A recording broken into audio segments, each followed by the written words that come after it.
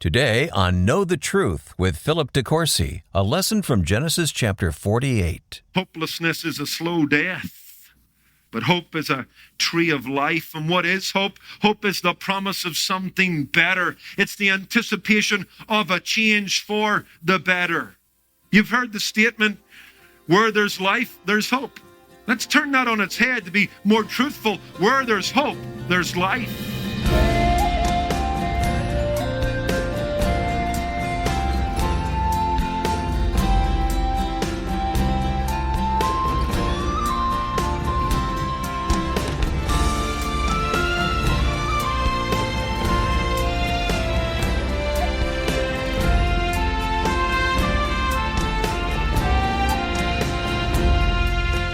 If you are currently facing overwhelming challenges, Psalm 27 reminds us to wait for the Lord, be strong, and take heart. Welcome to Know the Truth. Today, Pastor Philip de Courcy will share how to claim and embrace the strength that only the Lord can provide. It's an uplifting message titled There's Always Hope, a lesson from our Severe Mercy series, a study on the life of Joseph. If you've missed any message in this series so far, you can catch up online at ktt.org. Here's Pastor Philip with today's lesson. Come with me to Genesis 48 and verse 11. In fact, we'll back up into verse 10. The text brings us to a poignant scene as Jacob's days draw to a close. He's now been in the land of Egypt with Joseph for 17 years. He realizes that his days are numbered, and he brings in his sons and blesses them. And he brings in Joseph's sons, his grandsons, to bless them. It's a poignant scene, and out of it comes these wonderful words in verse 11. But let's just back up into verse 10. Now the eyes of Israel, that's Jacob, the eyes of Israel were dim with age, so they could not see. Then Joseph brought them near him, that's the sons, and he kissed them and embraced them. And Israel said to Joseph, I had not thought to see your face, but in fact, God has also shown me your offspring. There's always hope. In fact, let's cross-reference that verse with Psalm 27. Psalm 27 and verse 13. I want you to kind of note this contrast in language where Jacob in Genesis 48 verse 11 said, I had not thought to see. Here's what the psalmist says in Psalm 27 verse 13. I would have lost heart unless I had believed that I would see the goodness of the Lord in the land of the living. Wait on the Lord, be of good courage, and he shall strengthen your heart. Wait, I say, on the Lord. Hope is an important thing to lay hold of and to grasp and be gripped by. In fact, in studies of men who have been POWs in prisoner camps, those who have died were no less physically strong than those who survived. But the difference seems to be that those who survived talked about what they would do when they would get out. They dreamed and anticipated what life would be like beyond the current situation they were in. And that hopeful attitude led to physiological and psychological changes that improved their immune system and the body's defense against disease and weakness. You've heard the statement, where there's life, there's hope. Let's turn that on its head to be more truthful. Where there's hope, there's life. Hopelessness is a slow death. But hope is a tree of life. And what is hope? Hope is the promise of something better. It's the anticipation of a change for the better. And it's a wonderful thing. Someone has said that there is one thing that gives radiance to everything, and it's the idea of something better around the corner. As we talk about the subject of hope, I want to come into the text of Genesis 48 and verse 11 and see this whole idea and ideal fleshed out in the life of Jacob. Because Jacob had lost all hope of ever seeing Joseph again. Desire had given way to despair. The march of time, some 24 years, had trampled underfoot the thought of ever seeing his beloved son face to face. The old man's heart was sick because his hope had been deferred. As we come into this scene here in Genesis 48, the brothers have returned from their second journey to Egypt with the stunning news that Joseph is alive.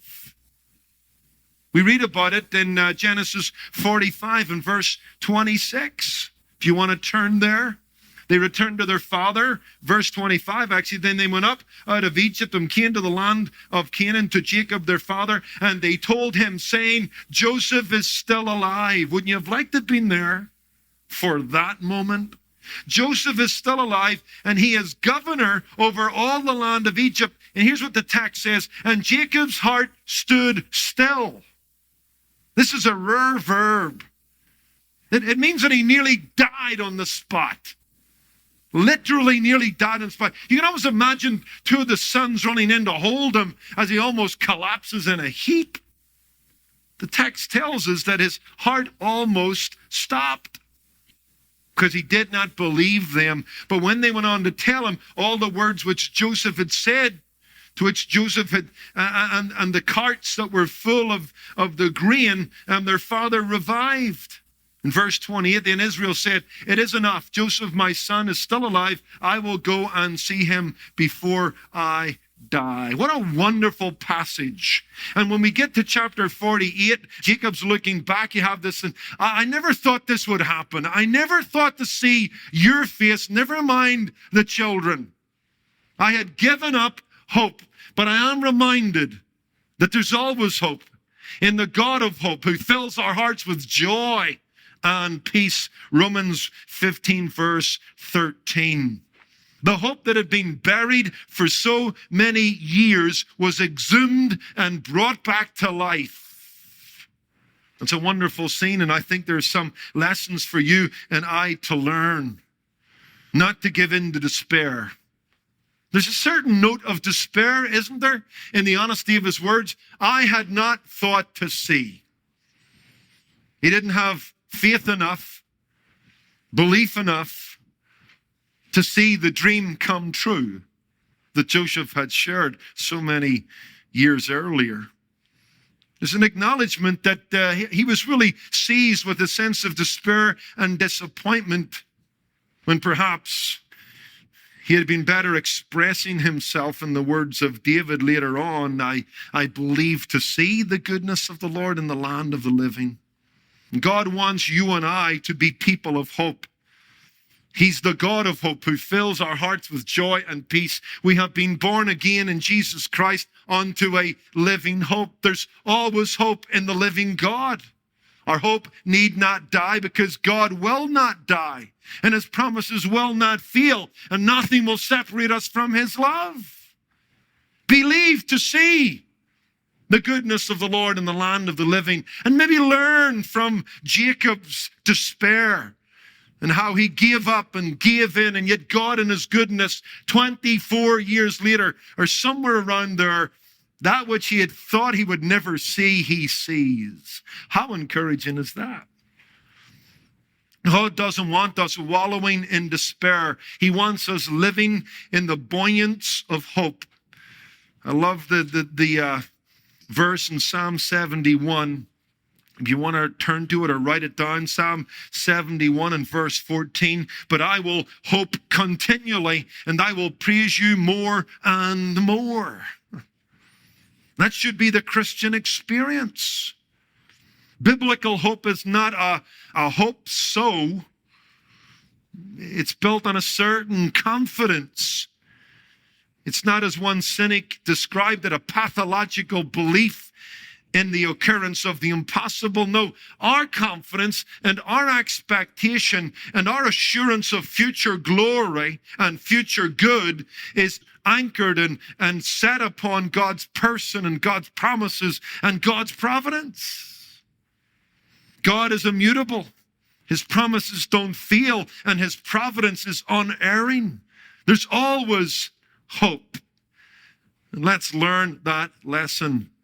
Like the story of the little girl in an examination at school, that the question was asked, upon what do hibernating animals subsist during the winter? And little Emma thought for a few moments, and then she wrote this answer. It probably wasn't the answer the teacher was expecting, but it was a good answer. All winter long, hibernating animals subsist on the hope of a coming spring. And you and I need to subsist and survive on the hope of a coming answer to prayer, a promise that's yet to be fulfilled, a providence that's yet to be encountered. Now, before we get into the text, and I've got two simple thoughts, the shadow of despair and the sunshine of hope. I do want to get a little bit of housekeeping out of the way, because the scene we have come upon raises a question that some people have asked. As we come upon this scene of Joseph's reunion with his father, some have wondered why Joseph never ever sought his father out. Why didn't Joseph go up to the father rather than the father have to come down to the son? Some people would argue this is one of the blots on Joseph's copybook, but hold your fire. Keep your powder dry, because I think there's some answers to this. If you want to reflect on this, he didn't know the story the brothers had concocted. He didn't know what had transpired. In fact, he may be asking the question himself, why hasn't my father come looking for me? Given his circumstances, it's not like he was free to leave anytime he wanted. And even when he had a certain freedom and certain authority, he had little opportunity given the mammoth task that lay at hand. But raises the question, then why not a messenger? Given all the resources at his disposal, why didn't Joseph send someone just to do a little bit of, investigation and work for himself? Well, maybe he would incite his father to revenge, and he wouldn't be there to limit the consequences. Maybe he would set in motion a chain of reaction over which he would have no control. I think this is the best answer, mind you. The dreams indicated that his father and his brothers would come and bow down to him.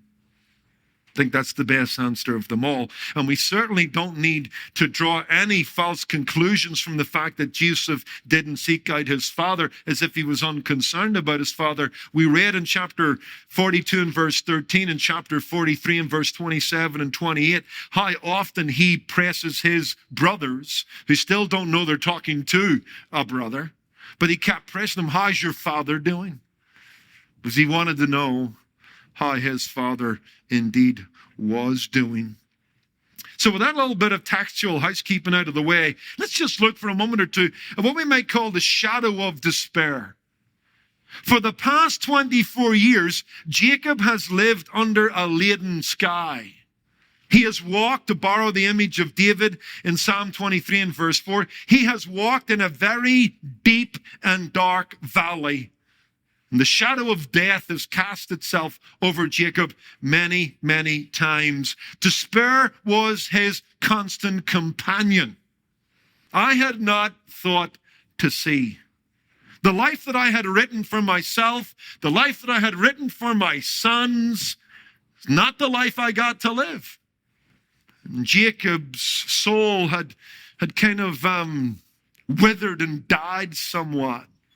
And he had a tendency to look on the dark side of things, given all that he had gone through. In fact, when he meets Pharaoh, eventually, we read about it in chapter 47 here in verse 9. Look at how he kind of describes himself. And Jacob said to Pharaoh, the days of the years of my pilgrimage are 130 years. Few and evil have been the days of the years of my life. And they have not attained to the days of the years of the life of my fathers in the days of their pilgrimage. Few and evil have been the years of my life. Jacob looks back and he tends to see his life as just one long obstacle course that seems to get harder and tougher along the way. He was a shell of the man he once was. He had lived under, it seems, a torrential downpour of trouble. In fact, if he was a cartoonist and drawing something of his life, I think he would have drawn a picture of himself, a little cloud above it, and the clouds raining, and it's sunshine everywhere else. That's Jacob's life. You know? Few and evil have been my days. Jacob seemed to face one sorrow after another. And while I think there's an exaggeration going on here, and while I think you've got a man who's lost certain faith and certain perspective, we must admit from the biblical record that Jacob did have his fair share of sorrow. Much of it his own making. Some of it came at the hands of others. Let me just kind of replay his life a little bit. After deceiving his father, Isaac, and robbing his brother Esau, Jacob had to flee for his life, never to see his mother again. For 20 years, he was cheated by his employer, Uncle Laban, who swapped his bride on the wedding day. And then he was made to work for more years for the right to marry the right one. And he decreased his wages 10 times in the process. Eventually, he does risk revenge or reconciliation with a rather angry brother. We know that encounter with the angel of the Lord, or an angelic being that leaves him permanently maimed, and he limps the rest of his life due to this wrestling match. We know from the mischief of Joseph's brothers in Genesis, I think, 38, that Jacob and his sons and his livelihood was at stake in the possibility of a reprisal attack by the Canaanites after his sons had tricked and slew the Shechemites. And then came the body blow, the below-the-belt blow of losing his wife, Rachel, his favorite wife. And to crown it all, he loses Joseph. And in the midst of this kind of cat and mouse situation here, he thinks for a moment he's potentially going to lose Benjamin. You know that? You remember that phrase that Paul talks about how the Lord saved Epaphroditus? And Paul was thankful because it would have just been one more sorrow on top of another sorrow. Sorrow upon sorrow. It's almost a picture of wave upon wave of trial and trouble, the unending incoming tide of life's challenges. And that's kind of where Jacob was. Somewhat hollowed out. How life had dismantled this man's heart bit by bit, piece by piece, until he was a shadow of his former self. And I think you get this here. My days are few, my years are evil, I had not thought to see. I think you see the shadow of despair. He kind of lives amidst the shadows of what might have been. I think it's just good to grasp that and get a hold of that, to realize that life can sometimes be like that. The sun can disappear and the clouds can gather. Paul experienced that in a very physical way, didn't he? In Acts chapter 27, verse 20, he's on his way to Rome. The vessel he's on gets caught in a storm. He says there wasn't a star, there was no sun. All hope that we should be saved alive was gone. Hopelessness amidst the waves and the storms of life. While Paul lived physically under a laden sky, Jacob lived emotionally and spiritually under a laden sky for most of his life. I like the story related to the Peanuts cartoon where Snoopy's sitting on his doghouse. He's crouched over his typewriter and he's beginning another novel. And he's beginning it with these words: "It was a dark and stormy night. And if you know anything about Snoopy, he begins all his novels with those words. And Lucy comes bursting in and calls him a stupid dog. Says, you don't begin a story with those words. You begin a story with once upon a time. And so Snoopy gets back to the typewriter and he begins his new novel, Once Upon a Time. It was a dark and stormy night. He can't get away from that thought. And that's where Jacob was. Like he never got beyond. It was a dark and stormy night. I never thought I was going to see what my eyes laid hold of today. Or a few years back, there's a distance between that initial encounter. I think you and I want to acknowledge something here. It often gets worse before it gets better. In fact, when the brothers go back, I think it's in Genesis 42, and they talk about how they need to take Benjamin with them. What does Jacob say? All these things are against me. Okay, it's a dark and stormy night again. All these things are against me. Now, from where he was, you got to give him a bit of a break. But actually, he's going to find out very shortly. And within years, he's going to see, in fact, all these things were what? Working together for good. And it's hard to grasp that sometimes in the darkness. It's hard to keep a hold of that when it's sorrow upon sorrow and it's another dark and stormy night. But the night is darkest before the dawn.